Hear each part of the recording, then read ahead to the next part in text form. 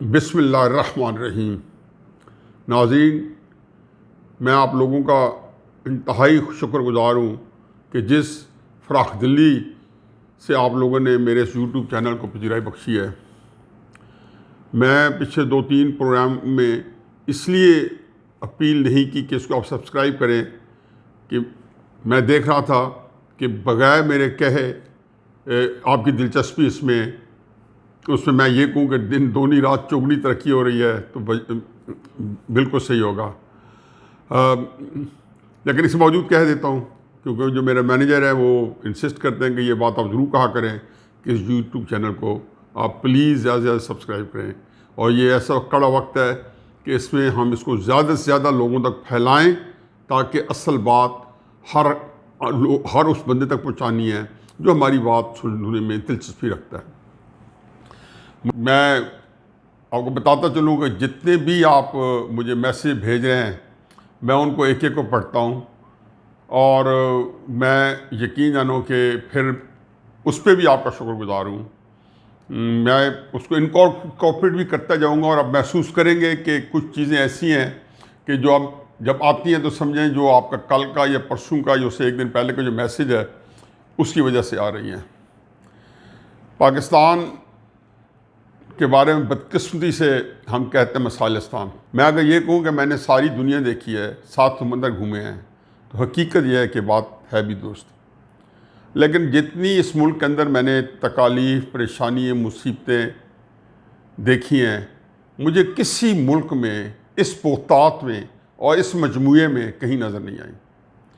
हमारे मुल्क के अंदर हर 4-5 साल बाद जब से इस मुल्क वजूद में आया है एक मसला पैदा हुआ है और वो मसला वही रहा है और एक नया मसला पैदा हो गया, वो मसला वही रहा है और फिर एक और पैदा हो गया। तो 72 साल की मेहनत शाखा के बाद इस मुल्क को पाकिस्तानी जो रहने वाले हैं वो भी मसाइलिस्तान कहते हैं, बाहर वाले भी। सियासी तौर पे अगर आपका मसला ना हो तो करप्शन जो है वो सामने आती है, करप्शन ना हो तो महंगाई सामने आती है, महंगाई ना हो तो कानून की गिरफ्त से जो मुजरमान हैं वो बाहर होते हैं, बल्कि वो उनके हाथ में सब कुछ आ जाता है। मिलावट, इखलाकी बुराइयाँ, कौन सी चीज़ है जो इस मुल्क के अंदर जो है बदल तो मौजूद नहीं है।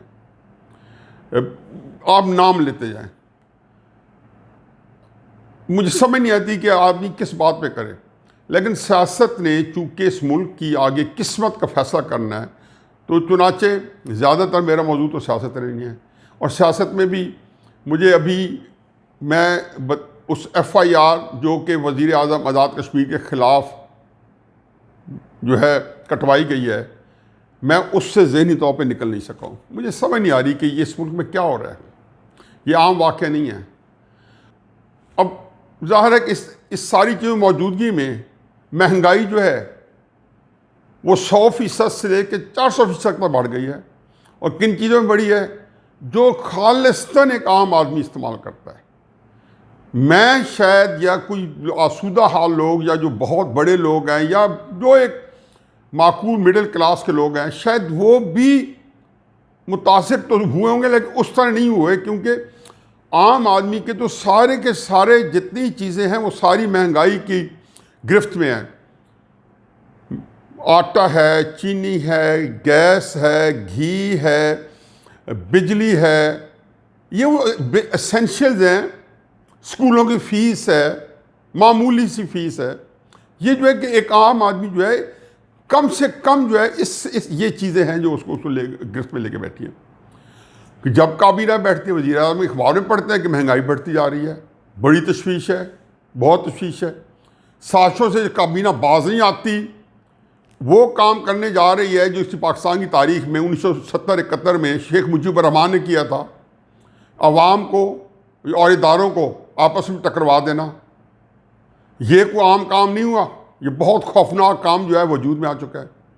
और उस वक्त वजूद में आ चुका है कि जब कोई चीज़ हुकूमत के कंट्रोल में नहीं है, हुकूमत मौजूद ही नहीं है। हुकूमत के अपने मुसाहिबीन हैं, मीडिया के अंदर जो उनके हैं लोग जो उनका साथ देने वाले हैं, वो इस बात पे आह बेकार कर रहे हैं। तो एक तो इस पर मुझे समझ नहीं आती कि प्रोग्राम करें तो क्या बनेगा। करप्शन पहले पाकिस्तान को हलकान किए हुए थी और महंगाई उसके पीछे पीछे चलती थी। अब महंगाई आप भी आगे बढ़ गए और करप्शन का तो आप अंदाज़ा ही ना करें। ये सिर्फ वज़ीर आज़म को नहीं मालूम होगा कि इस मुल्क के अंदर करप्शन कितनी बढ़ गई है। अभी मुझे एक अच्छी खुशी हुई है कि मुशीरान की जो टिड्डी दल है उसमें फिर 2 मुशीरान का इजाफा हुआ है, लेकिन एक इजाफा यकीन जानो मेरे लिए बड़ी आसूदगी है। उनका नाम है डॉक्टर वक़ार मसूद। ये मेरा ख्याल है कि 96 के अंदर लेटरल एंट्रेंट के तौर पे इनको बेनज़ीर हुकूमत ने इंडक्ट किया था, लेकिन इनसे हर एक ने इस्तिफ़ादा किया। इसहाक डार साहब ने भी किया, हफीज़ शेख साहब पहले भी कर चुके हैं, फाइनेंस के एक्सपर्ट हैं। अब इनकी एक्सपर्टी फाइनेंस है, इनको लगा दिया रेवेन्यू डिपार्टमेंट में।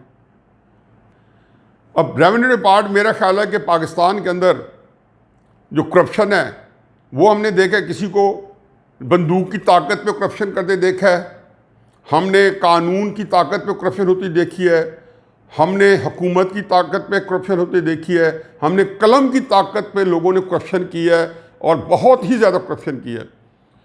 लेकिन कई महकमे ऐसे हैं कि वो कहते हैं ना कि मोमन है तो बेतेग भी लड़ता है सिपाही, तो बेतेग बगैर किसी ताकत के करप्शन करते हैं वो है कस्टम और ये रेवेन्यू डिपार्टमेंट। डॉक्टर वक़ार मसूद साहब, आपकी ज़िंदगी जो है कामयाबियों से भरी हुई है। मुझे बड़ी आसूदगी हुई है कि आप जैसा बंदा इस जगह पे आया है, लेकिन मैं आपको शर्त लगा देता हूँ कि आप FBR का कुछ नहीं बिगाड़ सकते। ये तो साग था जिनके साथ आपने काम किया है, और फिर अब मत भूलें कि जब वो आपकी जो अचीवमेंट्स हैं उसमें सागदार नुमाया नाम है, क्योंकि एक नाम इस सारी फाइनेंस के अंदर मिसिंग है, जब भी ख़राब हुई है पिछले 20-25 साल में, उसका नाम है इसहाक डार। वो हमें हमारे लिए वजह नज़ा है, हम कभी नहीं लेंगे कि फाइनेंस किस वजह चल रही थी। चुनाचे उनसे भी FBR ठीक नहीं हो सका था, और अब तो FBR जो है वज़ीर आज़म खुद कह चुके हैं इक़्तिदार में आने के बाद कि मैं दिल कर दे महकमा बंद कर दूँ। अल्लाह जानता है ये महकमा बंद कर दें, और मुझे तकलीफ़ होगी वक़ार मसूद साहब कि आप इस पीराना साली में इसलिए कह रहा हूँ कि बहरहाल आप रिटायर्ड होने के बाद आपने सवाल है, वरना आप माशाल्लाह जवान जहान है, आप बुरी तरह नाकाम होंगे। अल्लाह ना करे आप हों, मैं आपको लिख के दे रहा हूँ कि आप नाकाम होंगे। यहाँ जहाज़ेब खान जैसे बंदे इनका कुछ नहीं बिगाड़ सके, इसका कोई कुछ नहीं बिगाड़ सकता इस महकमे का। इसके अंदर इतना गंद है कि जो चेयरमैन आपने लगाया हुआ FBR का, जो उसका पूरा चेयरमैन कर दिया था, उसको इसलिए लगाया था कि काजी फायज ईजा के खिलाफ केस बनवाना था। हुकूमत जब खुद जराइम में मुलव्वस हो जाती है तो FBR के लिए तो बाकी जगहों पे स्मगलिंग कराना, लोगों को जो है तंग करना, JITs के अंदर अपनी मर्जी का रिजल्ट देना। मेरा दोस्त बता रहे हैं शुगर पे JIT बनी हुई है, तो वो कह रहे हैं कि वो इतना पैसा ले रहे हैं JIT के नाम पे, रिश्वत वाले कसम वाले, कि अपनी शुगर में नहीं लगा सकते हैं। ये मेरे दोस्त ने मुझे कल बताया, जिनके ऊपर JITs बनी हुई हैं शुगर के ऊपर, क्या वो कस्टम के जो मेरे उसके मेंबर हैं वो क्या कर रहे हैं वहाँ पे। तो ये कोई नई बात नहीं है। तो इसलिए मुझे जहाँ खुशी है कि आप वहाँ बनेंगे, वहाँ ये भी है कि इस महकमे का आप कुछ नहीं बिगाड़ सकते। और इस महकमे के अंदर मज़ीद हुकूमत ने काजी फायज के केस में मुलव्वस होके और इस महकमे को मुजरम होने का एक और मुजरमाना का काम करने का एक और सर्टिफिकेट दे दिया। तो चुनाचे महंगाई, करप्शन, ये इस जो है मेरा ख्याल है कि पाकिस्तान के साथ जिन चीज़ों ने पाकिस्तान को तबाह बर्बाद कर देना है, वो कहते हैं ना कि एक सिस्टम जो अंदर से गल सड़ जाएगा, तो जहाँ पे हमें सियासी अदम इस्तेकाम की वजह से ऊपर से इसको सिस्टम को और इस रियासत को हम तबाह बर्बाद करने पे लगे हुए हैं, वहाँ अंदर से निज़ाम उसको इस तरह उससे गल सड़ रहा है कि ये खुद धड़ाम से गिर जाएगा। और ये भी इस हुकूमत को सर पे सेरा बांधना पड़ेगा कि करप्शन के बारे में एक सर्वे करा के फिगर देख लें कि जहाँ महंगाई में 100 से 400% तक इजाफा हुआ है, आया करप्शन में 400% इजाफा हुआ है या नहीं हुआ, 300% हुआ है या नहीं हुआ, मुझे फिगर नहीं पता, लेकिन मैं हकीकत समझता हूँ कि 300% से ज़्यादा करप्शन में इजाफा हुआ है। और ये इसके नाम पे जितनी ब्लैकमेलिंग, जितना प्रोपेगेंडा, जितना झूठ, जितना मक्कर, जितना फ्रॉड किया है, क्योंकि उसी की रोटी खाना चाहते थे करप्शन के नाम पे। अब जो आ जाए जी FIR के ऊपर। अब FIR जो है वो काटी है वज़ीर आज़म आज़ाद कश्मीर के ऊपर। मैंने उस पर सरसी जिक्र किया। मैं यकीन जानो कि जिस दिन से FIR कटी है, काटी किसने है, अब उसका नाम पता चल गया है। मुझे लिए नाम कभी भी अहमियत नहीं रहेगी। ये नामालूम शख्स जो है चाहे वो हाईवे जो हमारे पाकिस्तान की तारीख का सबसे घनामना फेल हुआ है, बेईमाना फेल हुआ है, जिसमें एक औरत की उसके बच्चों के सामने बेहुर्मती की गई थी, उसमें मुलव्वस है, वो भी नामालूम शख्स है मेरे नज़दीक। मुझे यकीन है और अल्लाह करे कि मुझे ये यकीन जो है वो कामिल ना हो कि वो बंदा नहीं पकड़ा जाएगा, कि वो नामालूम शख्स है। इसके अंदर मॉडल टाउन के कत्ल के बंदे नहीं पकड़े गए क्योंकि नामालूम थे। साहिवाल सानिया के अंदर कत्ल का कातिल नहीं पकड़े गए, नामालूम थे। मुर्तज़ा भुट्टो कत्ल केस नहीं पकड़ा गया, नामालूम है। चुनाचे ये नामालूम शख्स जो साकिब निसार की अदालत में भी शो मोटो की दरख्वास्तें देते थे, ये वो नामालूम शख्स है जिसे काजी फैज ईसा के खिलाफ दरख्वास्त दी और रेफरेंस बना और सुप्रीम कोर्ट के 10 रुकनी बेंच को उसके ऊपर फैसला करना पड़ा। पूरा सुप्रीम कोर्ट एक काजी फैज ईसा के ऊपर कई हफ्ते बैठ के और बड़े बड़े वकीलों ने मगजमारी करने के बाद इस नतीजे पहुंचे कि कानून कहता है कि 5 साल से पहले की इन्वेस्टिगेशन ना हो, लेकिन अदालत चूँकि चाहती थी कि हमारे ऊपर कोई दाग ना रहे, कोई धब्बा ना रहे, तो उन्होंने कहा नहीं, काजी फैज की छानबीन आप जब से ये इन्होंने कमाई शुरू की है 20 साल 25 साल सारों के ऊपर आप इन्वेस्टिगेशन करें। और फिर जो अभी मैंने जिक्र किया कि FBI को रीस्ट्रक्चरिंग हुई, चेयरमैन बनाया गया और काम दिया गया और उन्हें वही गुल खिलाए जिसके लिए उनको बनाया गया था। और चुनांचे सारा बंदे खुश हैं कि हर एक जो है अपनी भी उनकी जिसको कहना चाहिए खराबियाँ जो हैं उसको आसूदगी मिल रही है, उसको कामयाबी मिल रही है और इनके साथ भी वो ताउन करें, हुकूमत के साथ भी इनके जुराइम में। चुनांचे ही FIR कटी गई। FIR के बारे में हर एक ने वजाहती बयान दिया, गवर्नर सरवर ने दिया। कल शफकत महमूद बेचारे बहुत ही हमारे अच्छे दोस्त हैं, बड़े समझदार आदमी हैं, ब्यूरोक्रेट भी रह चुके हैं, मुशर्रफ के वज़ीर भी रह चुके हैं, पीपल्स पार्टी के सेनेटर भी रह चुके हैं। तो मेरा ख्याल है कि उनको हर तरह का तजर्बा हासिल है, कम अज़ कम सियासी हुकूमतों के अंदर हर किस्म की, कि उसके अंदर क्या निज़ाम चल रहा है, हर निज़ाम के अंदर वो भरपूर तरीके से हिस्सा भी लेते रहे। तो कल हकलाते पाए गए शाहजेब खानजादे के प्रोग्राम में, और वो कहते रहे कि जी इस बंदे को मैं लाहौर से इलेक्शन लड़ाऊँ। भाई किसको क्या मालूम है कि शाहदरा का हल्का जो है, शाहदरा और शहर है, लाहौर और शहर है। कहता मुझे नहीं मालूम, आपको तो होनी नहीं चाहिए था। वैसे भी आप ऊपर से आए हुए हल्के के अंदर हैं, आप तहरीक इंसाफ के कोई इंडिजिनस कारकुन तो है नहीं, लेकिन मुझे यकीन है कि तहरीक इंसाफ को नीचे कारकुन है लाहौर के, चाहे वो आपके हल्के के भी होंगे, वो ज़रूर जानते होंगे। मियाँ महमूद रशीद साहब ज़रूर इसके बारे में जानते होंगे, और इसके बारे में अब इसको ओन करने पर तैयार कोई नहीं है। इसका मुजरमाना सारा फेल भी सामने आ गया। अब ये FIR के ऊपर जो कुछ हुआ, मैं कहता हूँ कि वज़ीर आज़म साहब ने फरमाया कि मैं आर्मी चीफ को सैक कर लूँगा। अगर मेरे पास ज़हीरुल इस्लाम मुझसे इस्तीफ़ा मांगते तो मैं सैक कर देता। मैं उनके अल्फाज दोहरा रहा हूँ, मैं यानी कि उनको सैक कर देता, यानी कि उनको बर्खास्त कर देता उर्दू में। आप ये काम तो किसी मेजर ने किया होगा, अगर कोई एजेंसी इन्वॉल्व है तो बुला हजूर, आप कल तक तो आपको पूरी काबीना को ये नहीं मालूम कि ये किसने किया है, ये कैसी हुकूमत है। आप उस औरत के जिसकी बेहुरमती की है आबिद अली, ना आप उसका पता चला सकते हैं, ना जिसने FIR कराई है वज़ीर आज़म आज़ाद कश्मीर के खिलाफ। आपने पूरे पाकिस्तान का पैराडाइम चेंज करके रख दिया है। एक हमारा मौक़िफ़ जो है 48-49 हमने किस मुसीबतों ने करारदादें मनवाई हुई हैं इस्तिस्वाब राय के लिए, आपने वो चेंज कर दिए। आपने आज़ाद कश्मीर के लोगों की आहो बका मेरे फ़ोन के ऊपर जो आ रही है, मुझे जो मैसेजेस आ रहे हैं, मुझे उन्होंने कहा है कि जी आप क्यों नहीं आज़ाद कश्मीर के ऊपर इतना कम क्यों बोले हैं। कहते हम आज़ाद कश्मीर के लोग, हमें मजबूर करके हम भी वही नारा लगाएं जो इंडिया के अंदर लग रहे। आपने को उससे एक दिन पहले शामिल कुरैशी आते हैं, वो कहते हैं कि गद्दारी, मुझे क्या पता गद्दारी क्या होती है नहीं होती, मैं इसके बारे में कुछ नहीं कहता, ये मेरा मौक़िफ़ नहीं है, फलां का मौक़िफ़ नहीं है। ये सारे के सारे मुनाफिक की क्या निशानी होती है। मुनाफिक कहते हैं लफ्ज़ निकले अरबी का नफक से। नफक क्या होता है? सुरंग, यानी कि जैसे सलवार का नेफा होता है, यानी एक सुराख से निकलना, दूसरे से एक से दाखिल होना, दूसरे से निकल जाना। आप एक इस तरह करके नीचे होकर निकल जाते हैं। एक कहते हैं इसका मुझे नहीं पता, दूसरा उस पर स्टैंड ले रहा होता है। आप कह रहे हैं कि नवाज शरीफ जो खतरनाक खेल खेल रहे हैं, मोदी का खेल खेल रहे हैं, और अब उसी FIR के अंदर आज़ाद कश्मीर के वज़ीर आज़म को नथी कर देते हैं। आपने खुद उनके शाहजेब खानजादा ने वही बयान सुना दिए, उससे ज़्यादा सख्त सुना दिए, कड़े सुना दिए। शफकत महमूद के पास जवाब नहीं था। वो बेचारी उसी बॉडी लैंग्वेज बता रही थी कि वो बिल्कुल हवास बाख्ता हो गई आपकी बात सुन के। पहले तो यकीन, खुद यकीन नहीं है कि आपने ये बातें कही होंगी। आप आगे बढ़ने से पहले एक बात वजीर आजम साहब मेरी सुन लें, इसके ऊपर आपका इखलाकी मौक़िफ़ तब बनेगा नवाज शरीफ की तकरीरों के ऊपर कोई बात करने का, जो आपने 18 से 20 अफवाज पाकिस्तान के बारे में गुस्ताखाना बयान दिए हैं, उसमें माफ़ी ना मांगे।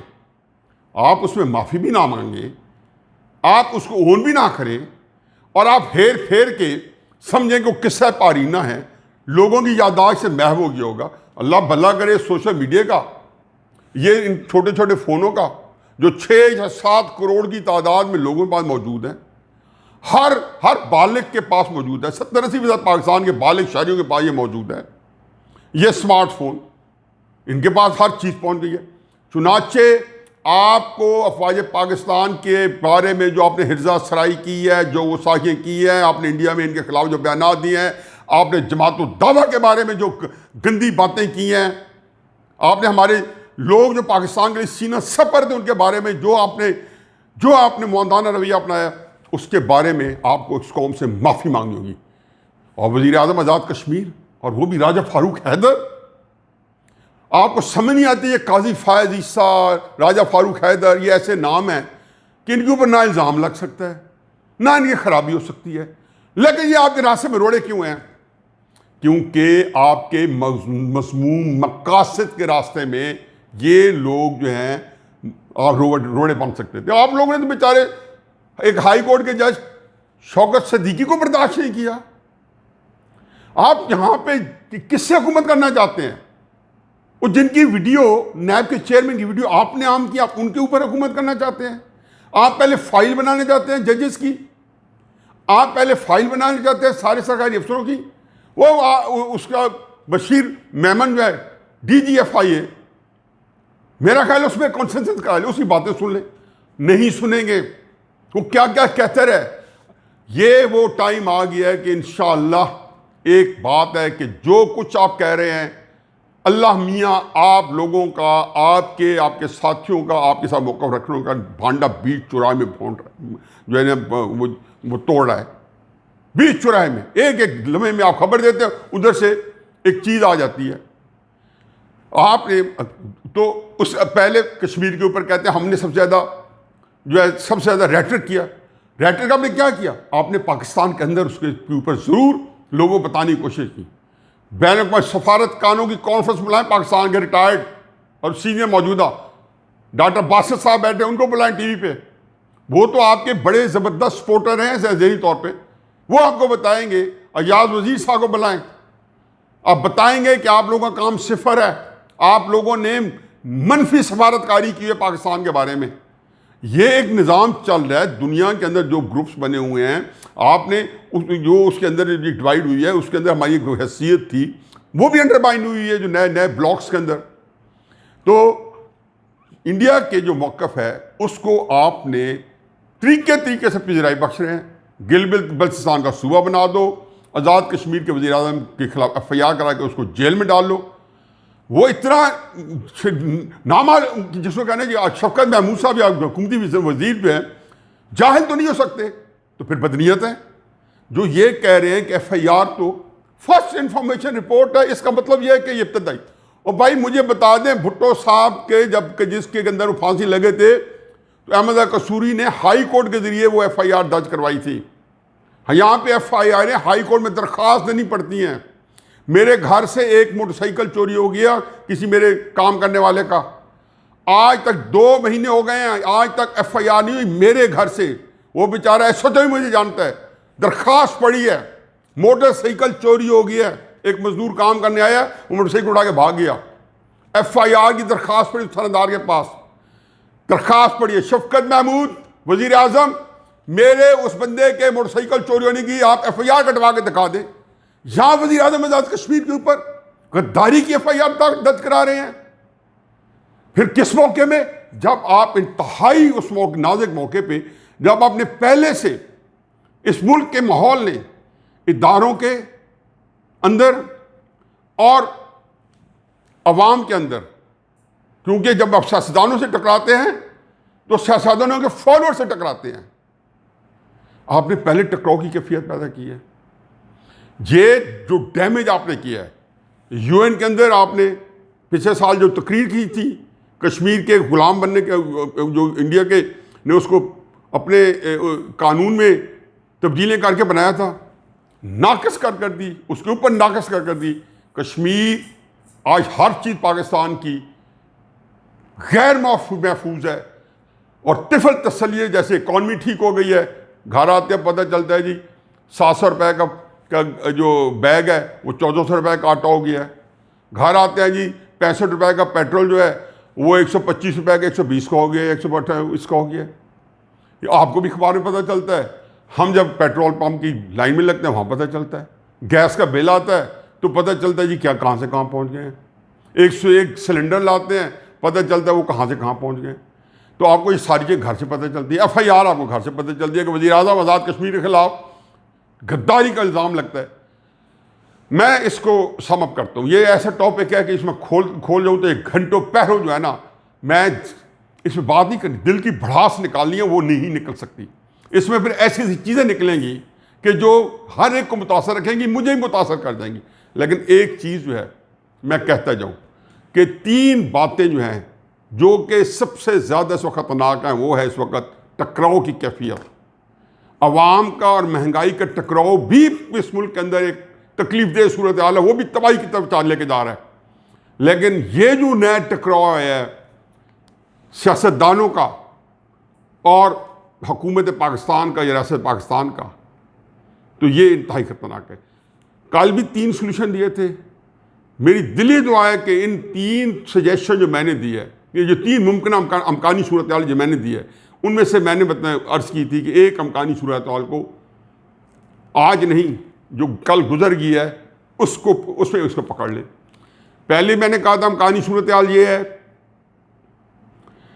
कि हुकूमत और हमारी एस्टेब्लिशमेंट वो एक पेज पे हैं।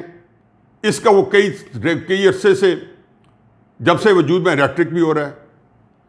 और अगर ये एक पेज पे हैं और ये फैसला होता है जो कि उन्होंने यही बताया कि हम कोई भी ऐसी एहतजाजी तहरीक जो निकलेगी हम उसको क्रश कर देंगे, तो मैंने उसको कह दिया था कि आप जब इसको क्रश करने में कामयाब हो जाएंगे तो आसूदी है, आप अगले 100 साल के लिए इस मुल्क में पूरे सुकून के साथ सियासी इस्तेकाम के साथ हुकूमत कर पाएंगे। इसके अंदर एक अमकान सूरत हाल है कि इस टकराव में अवाम कामयाब हो जाते हैं, जैसा कि मशरिक़ पाकिस्तान में हुए थे, तो फिर मेरा जिस्म काम जाता है।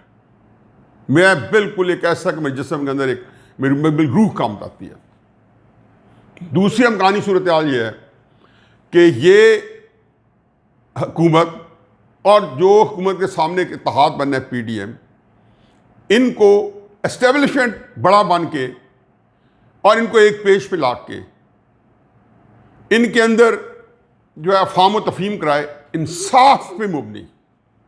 जब वो कुरान कहता है कि जब 2 गिरोहों के अंदर टकराव आ जाए मुसलमानों के, तो उनके अंदर मुफाहमत कराओ, लेकिन इंसाफ पे मुबनी। कैसे?